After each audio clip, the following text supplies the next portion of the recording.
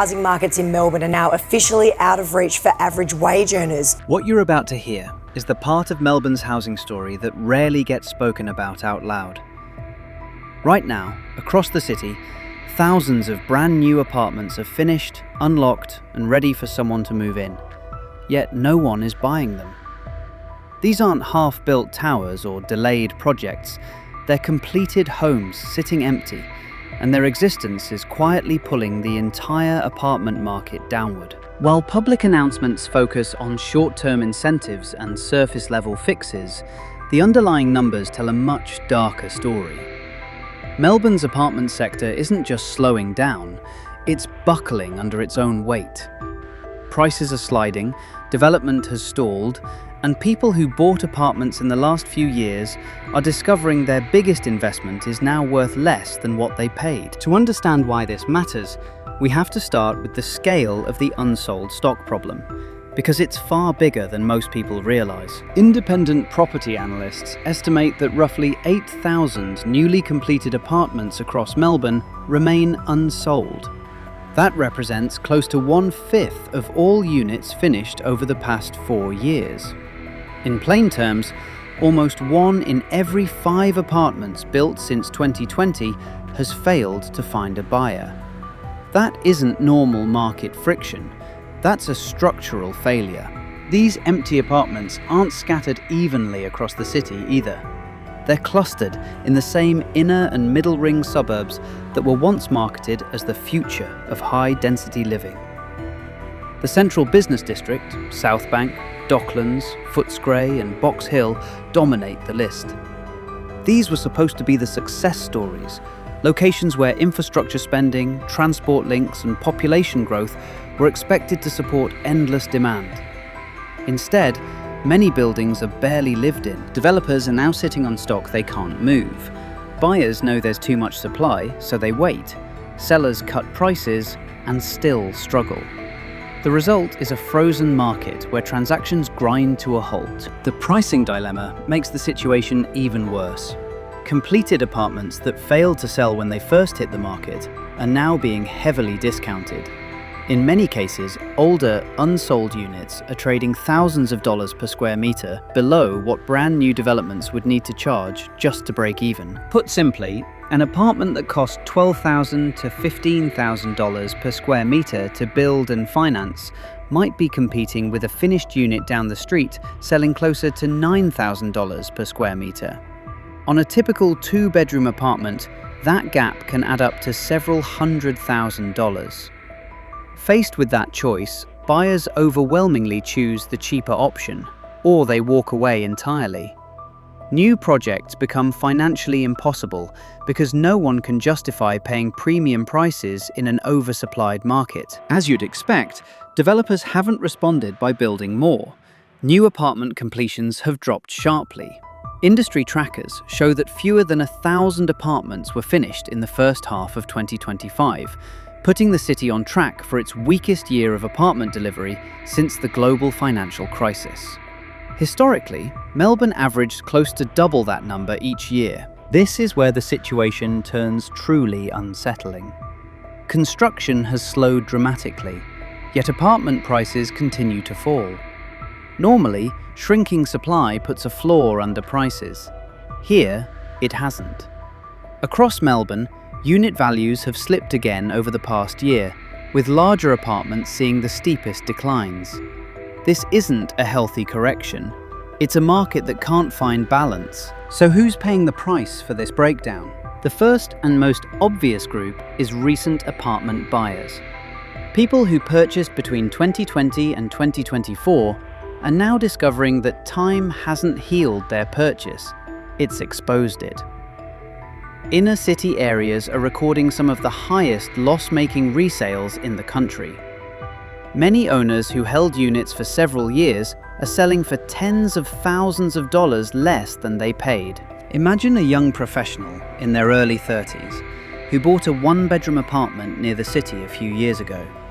At the time, interest rates were low, borrowing felt manageable, and buying seemed safer than renting forever. A modest deposit, a fixed loan, and a belief that prices would steadily rise carried them across the line. Fast forward to today, their low fixed rate has expired. Monthly repayments have jumped by well over $1,000. At the same time, comparable apartments in their building are selling below their purchase price. On paper, their loan is now close to, or even higher than, the value of the home itself. Selling would wipe out their deposit once fees are included. Refinancing is difficult.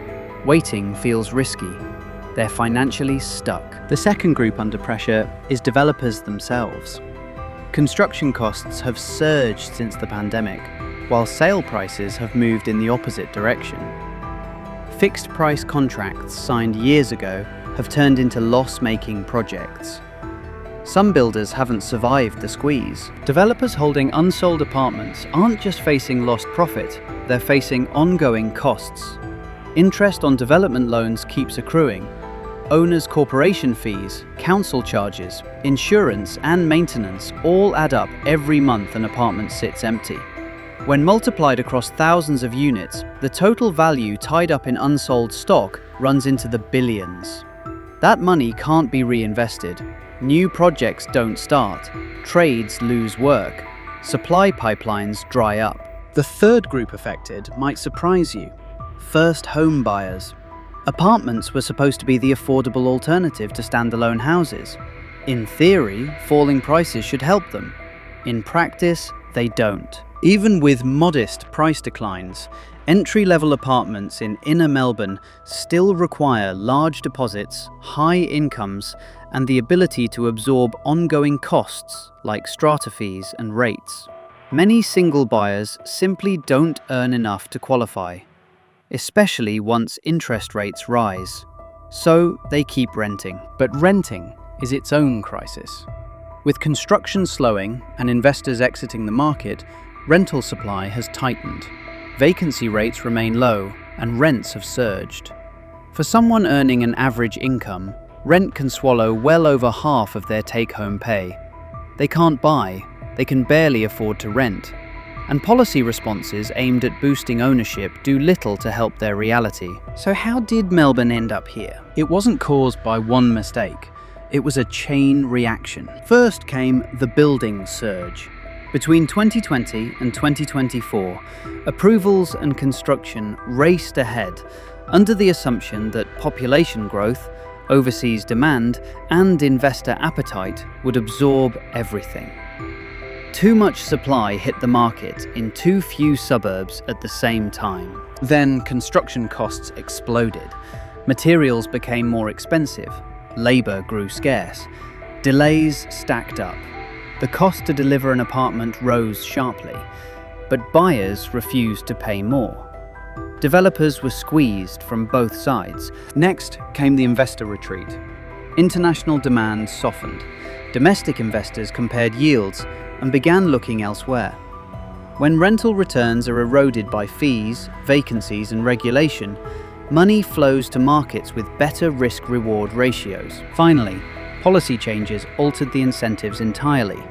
Higher holding costs, stricter rental rules, and rising taxes pushed more investors to exit. Some sold, others chose not to build or buy at all. Rental supply shrank, while unsold apartments piled up. All of this left Melbourne with a paradox. Empty apartments alongside housing stress. Oversupply in one segment, shortages in another, and a market struggling to realign. Recent government measures, including temporary transaction incentives, may increase activity at the margins, but they don't address the core problem. A market built on assumptions that never held, exposed by rising costs and tighter financial conditions. Until supply, pricing, and demand are allowed to properly reset, Melbourne's apartment sector will likely remain stuck in this uncomfortable limbo. For owners, builders, and buyers alike, the consequences of that imbalance are already being felt, quietly but deeply. ChatGPT said, "What makes this situation even more dangerous is how slowly the damage reveals itself. This isn't a dramatic overnight crash with auction clearance rates collapsing in a single weekend. It's a drawn-out erosion. Month after month, values slip a little further, buyers hesitate a little longer, and confidence quietly drains from the system. That kind of decline is harder to spot, but often far more destructive. One of the biggest long-term risks is what happens next if this stalemate continues. With developers unable to clear existing stock and banks becoming more cautious, future apartment supply doesn't just slow, it risks falling off a cliff entirely. Projects that were once penciled in for approval stages are being shelved indefinitely. Land that was acquired for high-density development now sits idle because the numbers no longer stack up. By the time demand eventually returns, the pipeline may be so thin that the market swings violently in the opposite direction. That volatility is what worries many analysts the most. When construction collapses for several years in a row, the housing system doesn't gently rebalance, it lurches. Today's unsold apartments become tomorrow's shortage, particularly as population growth resumes and household formation picks up. The same policymakers who are currently grappling with excess supply could find themselves facing a severe undersupply problem later this decade, one that drives rents and prices sharply higher again. There's also a financial stability angle that rarely enters public discussion. Apartments are often purchased with higher leverage than standalone homes, especially among younger buyers and investors. When values fall below loan balances, mobility disappears. People stop selling. Distressed sales increase only when borrowers are forced out, which adds further downward pressure on prices. Meanwhile, banks grow more conservative, tightening lending standards across the board, even for borrowers with strong finances. Social consequences follow close behind. Owners stuck in negative equity delay life decisions. They postpone having children, moving for work, or upgrading homes. Renters facing high weekly costs feel permanently locked out of ownership, fueling frustration and disengagement. Construction workers face unstable employment as projects dry up. The effects ripple far beyond the apartment towers themselves. What's striking is how disconnected official narratives often are from these lived realities. Incentives aimed at stimulating transactions assume there's plenty of willing demand just waiting for a nudge. In truth, many buyers aren't hesitating because of stamp duty or minor cost barriers. They're hesitating because they don't trust the market. They've watched prices fall while interest rates rise. They've seen friends lose deposits. Confidence, once broken, is incredibly difficult to restore. The deeper issue is misalignment. Apartments were delivered in massive volumes, but not always suited to how people actually want to live.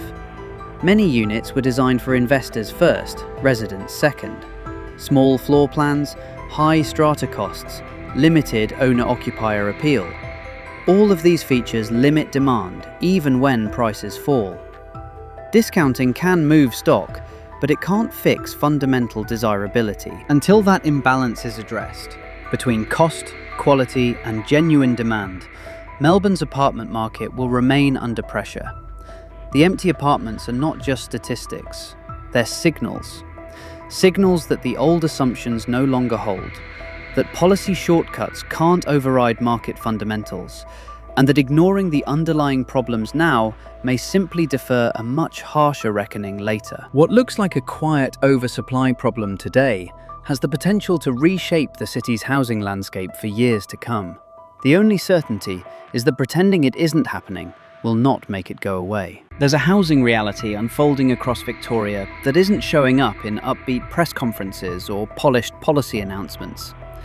Right now, hundreds of thousands of households are under extreme financial pressure, and the scale of it is difficult to overstate. This isn't a handful of over-leveraged buyers who took reckless risks. This is a systemic strain hitting ordinary families in suburbs that were sold as safe, affordable, and sensible places to put down roots. More than 500,000 Victorian households are currently struggling to keep up with their mortgage repayments. That's not a projection or a worst-case estimate. It's happening now. In practical terms, it means roughly 1 in every 5 mortgage holders in the state is devoting such a large share of their income to repayments that basic necessities are being sacrificed to keep the banks satisfied. And in some parts of Melbourne's outer suburbs, the figures are even more confronting. Entire communities are living on a financial knife edge. In a handful of postcodes, the data shows every single mortgage-holding household is spending more than 30% of their gross income just to keep their home. Not nearly everyone, not most. Everyone. Mortgage stress isn't an abstract definition buried in an economic textbook. Once repayments climb past that 30% threshold, there's no buffer left. Budgets break down. Families stop replacing cars, cancel holidays, skip medical checkups, pull children out of sports, and quietly drain what little savings they have just to stay afloat. When something unexpected happens, a medical expense, a reduced work schedule, even a higher utility bill, the whole structure starts to crack. What's more worrying is that stress has already progressed into something worse. Missed payments are rising, and Victoria now accounts for a disproportionate share of the country's highest mortgage delinquency regions. These aren't isolated cases. These are clusters of suburbs where people are actively falling behind. The epicentre sits largely in Melbourne's southeast, areas that have long been home to working families, tradespeople, teachers, retail workers, and healthcare staff. To understand how widespread this is, consider one of these outer metropolitan regions. Tens of thousands of households, every single one of them paying more than they can realistically afford to service their loan. That level of uniform pressure is historically rare. It means the problem isn't individual decisions, it's environmental. Most of these households made what looked like responsible choices at the time. They didn't buy luxury homes or overextend on speculative property. They entered the market during a period of record low interest rates, when borrowing costs were the cheapest Australians had ever seen. Locking in a fixed rate felt prudent. It offered certainty after years of disruption and economic anxiety. For many families, repayments during that period were manageable. Monthly commitments fit comfortably alongside childcare, groceries, and savings. The assumption, widely reinforced at the time, was that rates would rise gradually, if at all. That assumption proved disastrously wrong. When fixed periods expired, repayments didn't creep upward. They jumped, sometimes by thousands of dollars per month. This so-called mortgage cliff hit Victoria harder than anywhere else in the country.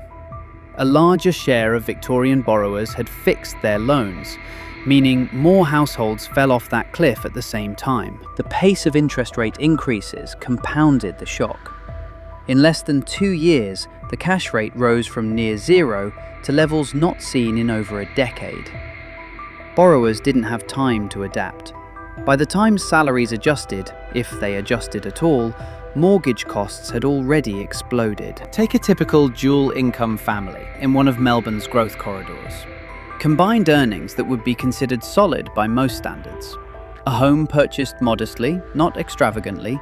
At a 2% interest rate, the loan was serviceable.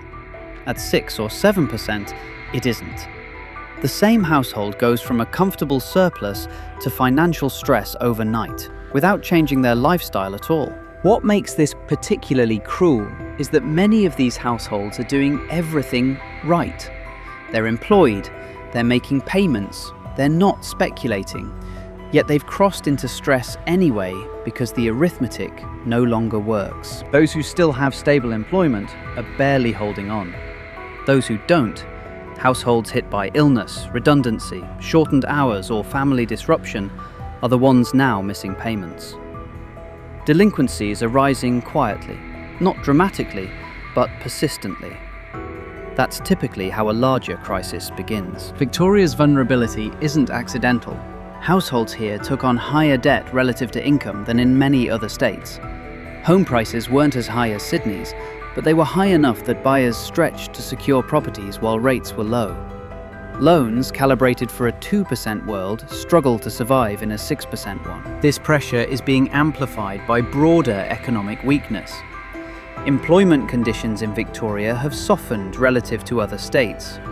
Construction, a major employer in outer suburbs, has slowed. Cost of living pressures have squeezed disposable income from both ends. Higher mortgages on one side, higher grocery and energy bills on the other. Against that backdrop, policy responses focused on future buyers offer little relief to those already drowning. Measures that lower transaction costs for new purchases might stimulate activity on paper, but they don't help households already locked into high repayments. Families under stress aren't shopping for new properties. They're trying to keep the lights on. More importantly, these policies don't address the immediate risks building beneath the surface. Mortgage stress tends to follow a predictable path. First comes budget compression, then missed payments, then arrears, then forced sales.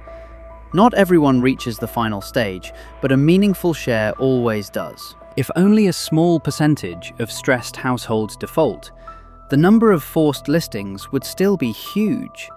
Tens of thousands of properties hitting the market under prices would drag prices down in the suburbs most affected. That, in turn, would push more borrowers into negative equity, making refinancing impossible and increasing defaults further. It's how localized stress turns systemic. Banks appear to be preparing quietly. Provisions for loan losses are rising. That doesn't happen by accident. It signals an expectation, not a hope. While public messaging remains calm, balance sheets tell a more cautious story. At the national level, interest rate relief doesn't appear imminent. Inflation remains stubborn enough to keep policy tight. Even a modest delay in rate cuts extends pain for households already beyond their limits. At best, gradual rate easing over the next year offers partial relief and buys time for some families to regroup. At worst, elevated rates persist, unemployment ticks up, and mortgage failures accelerate. In that scenario, outer suburban markets face meaningful price declines, compounding household losses. This is not about blaming borrowers for financial irresponsibility. It's about recognizing that an entire segment of the population made rational decisions under conditions that no longer exist. The environment changed faster than households could adapt. Right now, Victoria is standing at a crossroads. One direction leads to early intervention, targeted support, and policies focused on existing financial strain. The other leads to a slow, grinding escalation, a crisis acknowledged only after damage becomes impossible to ignore. What's clear is that this isn't contained. It's not theoretical, and it's not affecting only a fringe group. Hundreds of thousands of households are living it daily, quietly adjusting, cutting back, hoping the numbers start to ease before something breaks. The warning signs are no longer subtle. The question is whether they'll be addressed before stress turns into something far harder and far more expensive to unwind.